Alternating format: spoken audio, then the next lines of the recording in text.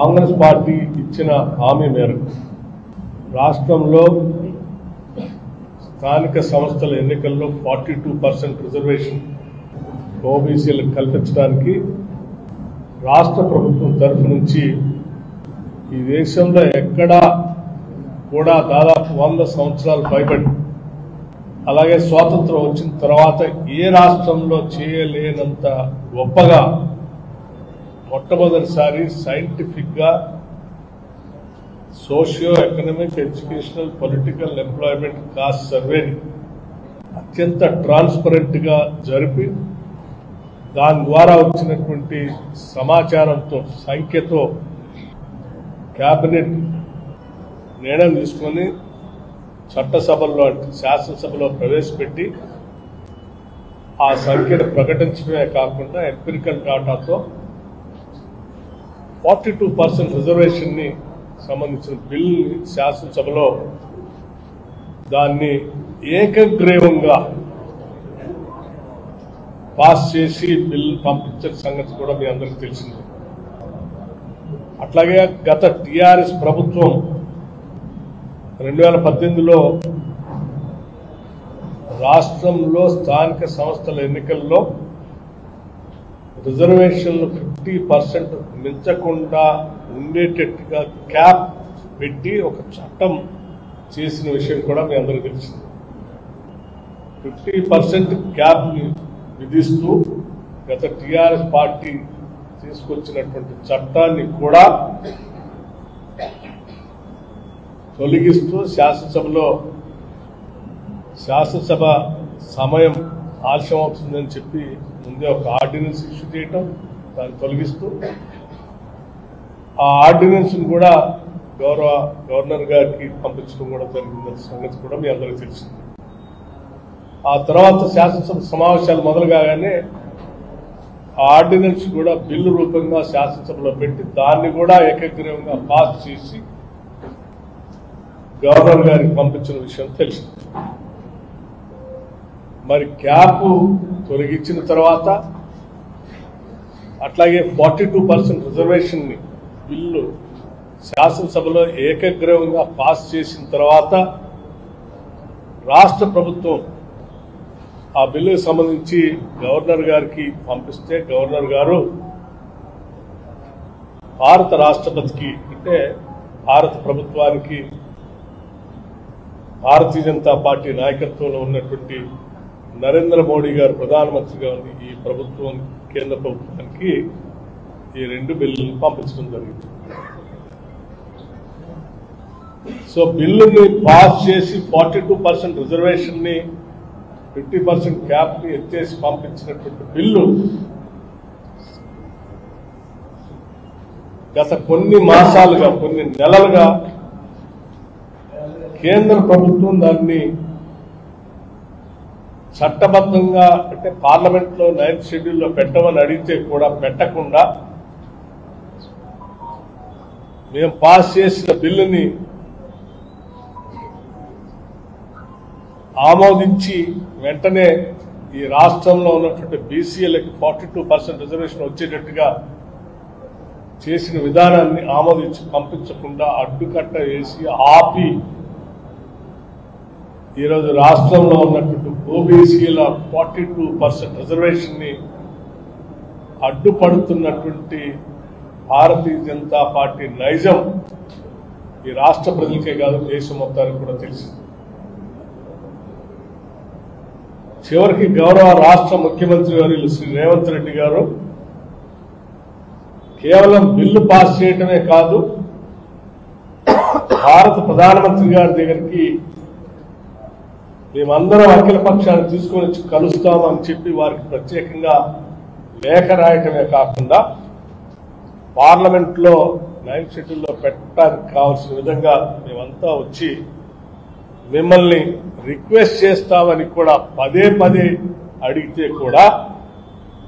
సమయం ఇవ్వకుండా ఆ అఖిల పక్షాన్ని కూడా కలవకుండా ముఖ్యమంత్రి రేవంత్ రెడ్డి గారికి టైం ఇవ్వకుండా చేయటమే కాకుండా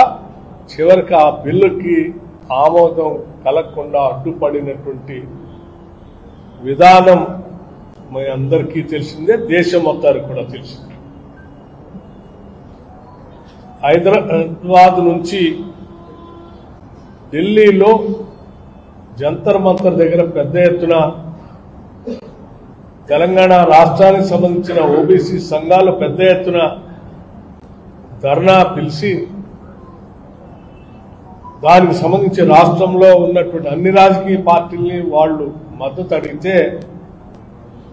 దీన్ని తూచా తప్పకుండా అమలు చేయాలనేటువంటి లక్ష్యంతో ఉన్నటువంటి రాష్ట్ర కాంగ్రెస్ పార్టీ అధ్యక్షుడు మహేష్ కుమార్ గౌడ్ గారు, అట్లాగే రాష్ట్ర ప్రభుత్వం ముఖ్యమంత్రి రేవంత్ రెడ్డి గారు, వీరిద్దరి నాయకత్వంలో యావత్ కేబినెట్ పార్టీ అంతా కూడా మేము వెళ్లి జంతర్ మంతర్లో పాల్గొని దీనికి పూర్తిగా మద్దతు ఇచ్చి భారతీయ జనతా పార్టీయే కాకుండా మిగతా పార్లమెంట్ సభ్యులను కూడా రాజకీయ పార్టీలు సంబంధించిన వాళ్ళందరూ కూడా ఆహ్వానిస్తే భారతీయ జనతా పార్టీకి సంబంధించిన ఎంపీలు తప్ప మిగతా వాళ్ళంతా కొద్దిమంది దేశవ్యాప్తంగా ఉన్న ఇతర రాజకీయ పార్టీలకు సంబంధించిన పార్లమెంట్ సభ్యుల నుంచి మద్దతు పలికిపోయారు. మరి రాష్ట్రంలో బిల్లు ఏకగ్రీవంగా పాస్ చేశాం. దేశంలో ఇతర రాష్ట్రాల నుంచి ఉన్నటువంటి ఇతర రాజకీయ పార్టీలకు సంబంధించిన పార్లమెంట్ సభ్యులు కూడా వచ్చి మద్దతు పలికారు. ఇంతమంది చేస్తా ఉంటే కూడా అంత బాధ ఎందుకు భారతీయ జనతా పార్టీకి అడ్డుపడి ఆపటానికి అని నేను చాలా స్పష్టంగా అడుగుతాను. కేవలం మీ వల్ల ఈరోజు రాష్ట్రంలో ఓబీసీలకి మేము ప్రకటించినటువంటి బిల్లు ద్వారా వచ్చినటువంటి ఆలోచనతో జీవో ఇష్యూ చేసి జీవోతో ఎన్నికలకు పోతా ఉంటే ఇవాళ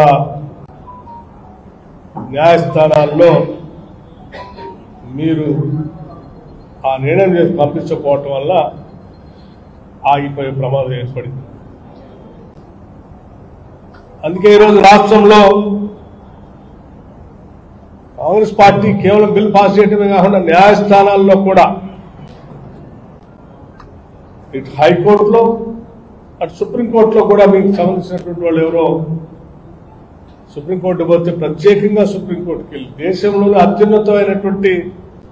అనుభవం కలిగినటువంటి అభిషేక్ సింఘ్వి గారు లాంటి వాళ్ళని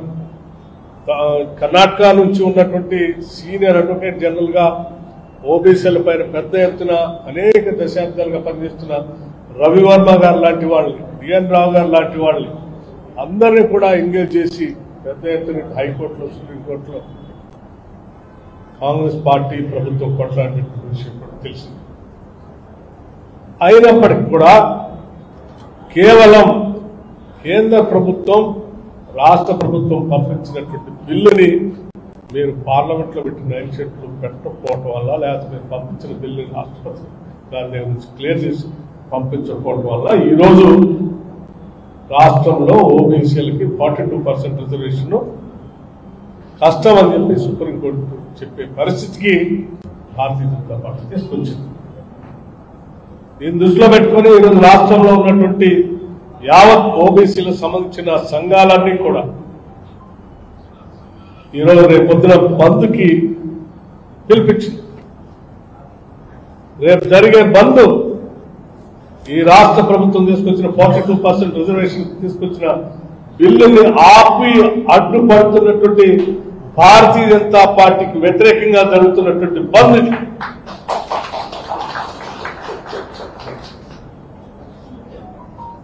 ఈ భారతీయ జనతా పార్టీ కేంద్ర ప్రభుత్వం మోడీ గారి నాయకత్వంలో బిల్లుకు అడ్డుపడి ఈ రాష్ట్రంలో ఉన్నటువంటి ఓబీసీలు ఆగవాగం చేస్తున్నటువంటి ఈ పరిస్థితుల్లో వాళ్ళకి వ్యతిరేకంగా ఉన్నటువంటి బీజేపీ నిర్ణయానికి వ్యతిరేకంగా ఉన్నటువంటి అందరూ రేపొద్దున బంద్లో పాల్గొనవలసిందిగా కూడా విజ్ఞప్తి చేస్తా ఉన్నాం.